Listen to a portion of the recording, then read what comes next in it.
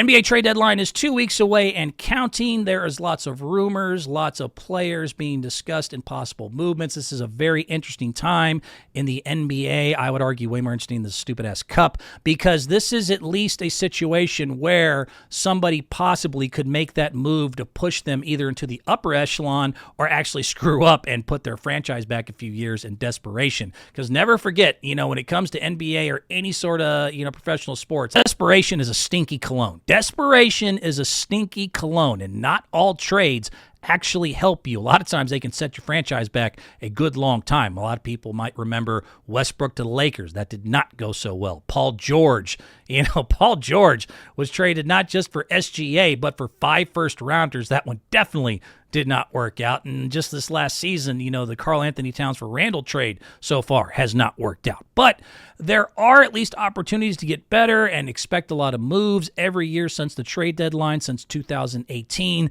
There have been at least 10 deals made at the deadline. So far, nothing too big of a shakeup. The Lakers did trade D'Lo for Finney Smith. The Warriors did trade for Dennis Schroeder there. And those have been kind of trades, nothing really seismic yet. Expect something seismic, again, since 2018, the last 6 years, there has been at least 10 deals made at the deadline. I'm curious. I think most of this is going to be on one side of the conferences here. Teams like Houston and others, I think, are going to stand pat. I don't think other teams that are fledgling or middle in the East are going to make any big moves. It seems pretty clear that Boston and Cleveland are at the top of there, so they're going to kind of probably wait till next season. But if I had to pick, and let's start breaking it down a little bit when it comes to the NBA trade deadline, who do I actually think will make some moves? We can start there. These are the teams, in my opinion, that are most likely to make a trade. If you can hit the next picture here for me.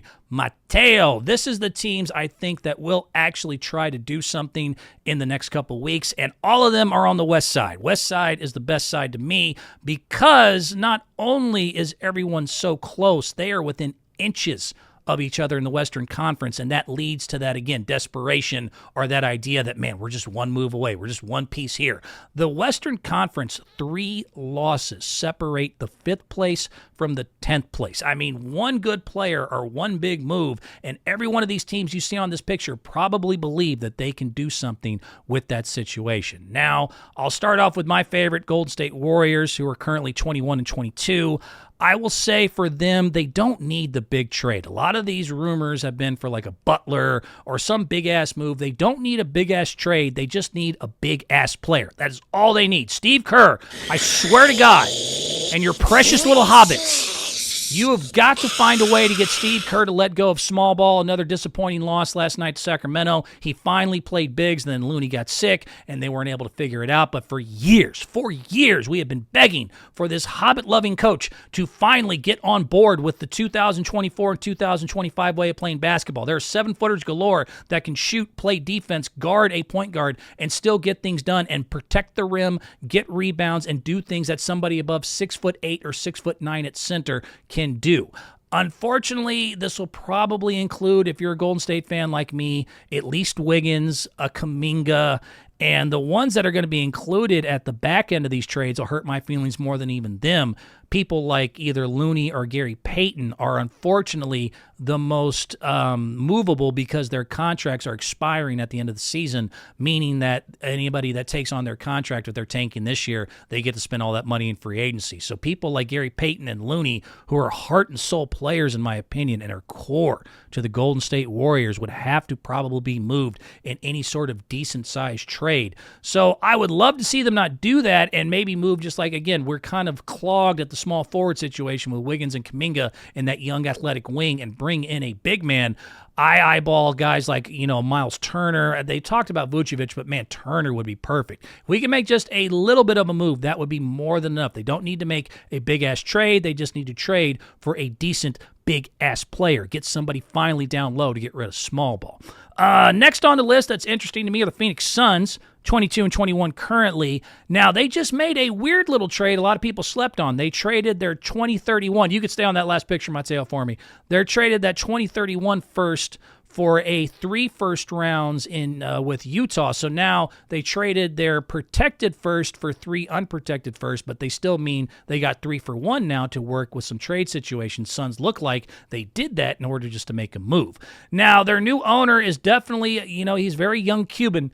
Very young Mark Cuban, that Ishbia dude. They have the second highest payroll in Phoenix. They are not patient. They are trying to get a winner there now, so that move tells me they want to do something. Only problem with Phoenix, it all revolves around Bradley Beal. And Bradley Beal is one of the few people in the entire National Basketball Association that, unfortunately for them, has a no-trade clause. Bradley can say, I don't want to go there, which is very rare in the NBA. So their main trade piece, along with their picks, does have to say, I want to go here, I want to go there, else you guys can stick it. So that makes Phoenix, even though it looks like they want to do something, they seem always itching to try to make a big move, kind of hindered in their process. The Lakers are an interesting one here in Los Angeles because at 23 and 18, they're really not bad and only a few games away from moving up in the Western Conference. And they've already made a trade with a lot of the people y'all basically made the scapegoat in D'Angelo Russell for Finney Smith. But the reports do say they're now open for business. The latest ESPN reports say that they are using the ability to trade their first-round picks are now on the table for people to look at. So the LA Lakers have put their 2029, their 2030, and 2031 picks on the market and said, hey, we still want to make one more move, so keep an eye out for Los Angeles. They're kind of hindered by money in situations, but they could still possibly get something done. The Nuggets I put up there only because they have said things like they like Bruce Brown back. Now, Bruce Brown could only come back because they just got rid of him in the offseason or through a buyout, so that's still kind of, a desperation move there or something they have to keep their fingers crossed. But it does tell me that Denver's at least looking that at 27 and 16 and the way Jokic is playing, I'll get to Jokic here in a little bit, that they still think they're a little bit off, and maybe Michael Porter Jr., who I think has been horribly underutilized in Denver, would be somebody that they would consider for maybe, say, a Jimmy Butler, who's clearly going to be on the trade market in the next couple weeks. San Antonio, I threw there behind Mr. Bigums there only because they're interesting and they could be in a trade or wait situation. San Antonio Spurs interest me because they're ahead of schedule, but they're not that far away. I would only, as a San Antonio Spurs fan, want De'Aaron Fox. Anything else I would say no to because you got so many picks and so much capital. Wait till there's a little bit more of a lull and not so much of a seller's market and be able to get something better. But if Sacramento was willing for whatever reason to give up De'Aaron Fox to pair with Victor Wembanyama, I think that would be an unbelievable pair. I would get that deal done. The Timberwolves have definitely been disappointing. And like I said, not all trades end up being good trades because it looks like he might have already given up on Julius Randle, who doesn't seem to be the best fit, does he? Doesn't seem to be the best fit out there for the 23 and 21 Minnesota Timberwolves. The only thing I've heard with them is maybe like a Wizards Kuzma situation. I am more interested as if anybody can actually get a guy sitting on the end of their bench. And write this down and mark my words. There's a guy down there named Luka Garza. You might remember from a couple years ago in college. Luka Garza is a freaking stud. I salivate over that dude. No pause needed. I want him on Golden State so bad I can taste it. God, if we can get Luka Garza. But that, to me, is a guy sitting on the end of their bench who might be, at the bottom of a trade. Now, because of his contract, again, he has approval, and there's some things there. But if Luka does move and somebody gets to utilize him, you have found a golden little nugget sitting there at the end of their damn bench. I don't know why they don't play him. It's stupid to me. That kid is going to be a stud one day. Mark my words. Memphis Grizzlies, shout out to Josh. Stay off Instagram. They are already 29 and 15. They don't really need a big move, but because of the previous years of Josh stupidity, it looks like they kind of want to, try to restart the process and win now. So a move for a Cam Johnson or a Jimmy Butler, who is very possible for the Memphis Grizzlies when you consider that they have 4 extra first-round picks to play with in 2025, 26, 27, and 30. Not just their picks. They have other people's trades that they've accumulated to play with. If they decided to make some sort of move like that and get a wing shooter like a Johnson or a defensive stud and great NBA Finals experienced player and clutch dude like Jimmy Butler, Memphis Grizzlies could make a big splash that nobody's really paying attention to. So keep an eye on Memphis. Now, the players themselves who might get moved also interest me. If you can hit this next one here now for me. Mateo, I've called this here time to move. These are the ones who might actually get, actually moved on. This is my top 8 players I do believe might actually be moved in the next couple weeks. No yelling on the bus. Good, great, grand, wonderful. The biggest one, obviously, is Mr. Emo himself. I got him there spinning the ball on his finger. Jimmy Butler is definitely going to be on the move. The only question is where, or does he actually sit out possibly the rest of the season, because he and the Miami Heat, in very Jimmy Butler fashion, have worn out each other's welcome. He's been suspended again. There were multiple quotes that said the Miami Heat said out loud, we don't want his ass back. We want to get rid of him. Now, Jimmy Butler is still a good player, even at his advanced age, 17-5-5 this year in his 25 games played. His contract complicates things, though, because he is worth $48 million for the next 2 years. You're going to need like 3 or 4 teams, most likely, in order to get a trade that Miami likes done. Like the Phoenix situation. A lot of people are saying, oh, Jimmy Butler can go to Phoenix. Well, the complications there are twofold. One, Miami doesn't want Bradley Beal's contract back. They want to be able to trade Jimmy and be able to buy things next season. And also, Beal has a no-trade clause. So that one's really hard for Phoenix to actually get done, even though it'd probably be the best fit for Jimmy. Teams like Memphis, Denver, maybe the Mavericks kind of come to mind with Luka being hurt. They could also, he can deal with some of those personalities there too. I think Jimmy would have fun in those situations. Those could be possible destination points, but Jimmy will be moved or sat out. That's the only 2 things I can figure out. In the next 2 weeks, we'll get big news on Jimmy Butler. I threw in Zach Levine because I think he's a damn good player, and I do think he's on the move, and so do the Bulls. The Bulls have said they're sellers, and they want to get rid of Zach Levine, who at 29 years old is averaging still 24 points a game, 5 rebounds, 4.5 assists, and can shoot 45% from threes, and is, of course, a former Rob twice slam dunk champion. He's got every gift on the planet. The only problem is the gift of his contract is $45 million a year for the next 3 years. Teams like the Lakers want in, Sixers, Kings, and Pistons. I think the Spurs would be an interesting situation. Let him get under a Popovich who could maybe get him a little bit more focused. Sometimes he doesn't seem to be that focused. But those are the teams looking at right now for Zach Levine. He could actually be a difference maker. LA would love to have him. He'd be huge in Los Angeles, but I don't think they actually can get that done and work out that contract.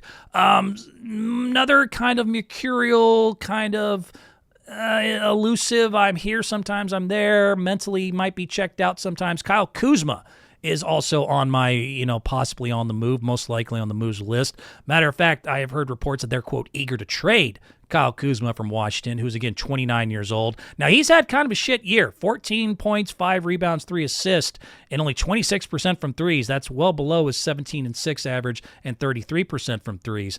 The good news with Kyle, he's cheaper, though. For the talent level he's got, he's actually pretty cheap. $21 million for the next 3 years is actually not a bad price for a talent level like Kyle Kuzma. I could see the Miami Heat trying to get on that train. I could see the Sacramento Kings trying to get on that trade. That would be very interesting. Of course, I throw in the Lakers and, Warriors and Bucks, but they got apron and contract issues. I don't know. Even at $20 million, moving pieces, doing things, would Wizards do it? It's a whole complicated thing there. I would say for Kyle, I would go most right now, Kings or the Heat. Cam Johnson's the big one. Now, if there's one big swing and you know what in the locker room, the one everyone's coveting, it's Cam Johnson for all the reasons and all the reasons more I'm about to tell you. 28 years old, 19.4 points per game, 6'8", 210 pounds, and shoots 42% from threes, and he's only paid $22 million a year for the next 3 years. He is affordable. He is young. He is a good-sized player. He can shoot. He can score. He seems mature. He seems to be a hard worker. I have not heard any issues off the court, unlike, Jimmy Butler, some of the other people I'm going to mention here, and they said he is most likely to be dealt in the entire league. My only worry for any team looking at Cam Johnson, who I think is going to be the golden jewel, the holy grail of this, trade deadline here, and will really make a difference, is the Nets know that. How expensive is he going to be? I think they're going to ask for a lot, because a lot of teams look at him and go, damn, he's cheap, he's talented, he's mature, he can shoot. We want this one bad. I think the Nets know that. The question is, what are they going to actually ask for to let him go? How many first-round picks times over plus talent? That would be the only thing there. I threw in the Pelicans real quick. Zion and Brandon. Ingram, both on the Pelicans, look like they want to move. Pelicans say that they want to make moves. For one, Zion, I only threw it in there because he is talented, but let's face it, the dude is fat. I've said it for years. The guy's always out of shape. He's getting $40 million a year for the next 4 years. He just signed that big-ass contract. He's had 1 year healthy, and even that one healthy year, which is last year, he got hurt in the playoffs when it matters. He's always out of shape. He's always causing problems. Now he's missing flights. He's got maturity issues. He costs so damn much. So all the talent in the world, I don't think Zion's going anywhere. I don't think anybody's going to take on that toxic personality contract and everything else. Zion, I root for you to find maturity. I don't see you going anywhere. Brandon Ingram, I do. Brandon Ingram under Cam Johnson to me only because of price and because he's only a 1-year rental, and you're going to have to actually extend his contract in order to get him, would be second to me in Ken Johnson and the most coveted, useful people that most likely will be moved at the trade deadline. 22 points a game, 6 rebounds, 5 assists, 6'8", 37% from threes, and he's a great player. He's a good kid. Seems to like the Marajewski as you look at the picture there. Brandon might need to stay off the trees a little bit, but he's a talented dude, and you're going to have to pay him because he's only going to be a free agent next year, but he is somebody that the Pelicans should move, will likely move, and I could see him going to a San Antonio, maybe a Los Angeles, but most likely another mid-level contender like Chicago or something. I think he's going to go ahead and put their name in the hat. The other two I'll throw in real quick. Colin Sexton has been kind of rumored. Now, the Utah Jazz, who have always been tough in negotiation, asked the Warriors, who I'm going to get to in just a second with Kuminga. The Utah Jazz have always been tough in negotiations, and they've even said, openly, look, we might move him for the right price, but there's no rush. He's only 26. He's a good player, 18-4, 41% from threes.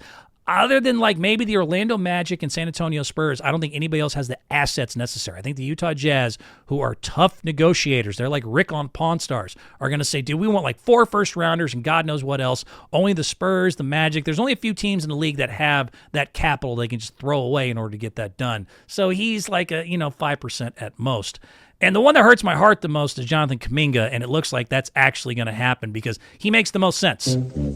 I love JK. I'm a Warriors fan, and at 22 years old, he's got a real bright future, but he's not ready. He hasn't been able to be consistent. Now he's been hurt with that ankle injury, and he has flashes of brilliance that look amazing, but 16.8 points per game, 5 rebounds. He has upped his three-point shooting to 35%. He's still learning the game, though. The Warriors could use a big. They could use a shooter. They definitely need maturity. They definitely need consistency. They say they're reluctant to move on. I think that's a leverage ploy. I think the Warriors are more than willing to move on from Kuminga for the right price. And the teams that he's available and useful for are it's a galore. It's Brooklyn. It's Miami. It's the Bulls. It's Pelicans. It's the Raptors. It's Atlanta. I mean, there's so many teams that could use a Kuminga. I hope that this is the piece that we move either him or Wiggins rather than gut our roster, because a lot of these other players and teams that want to make moves would have to give up 3 or 4 players. I think with Kuminga and some picks, you can get something decent back, and I think it will be done by the time it's all said and done. Whew. All right. How am I doing on time?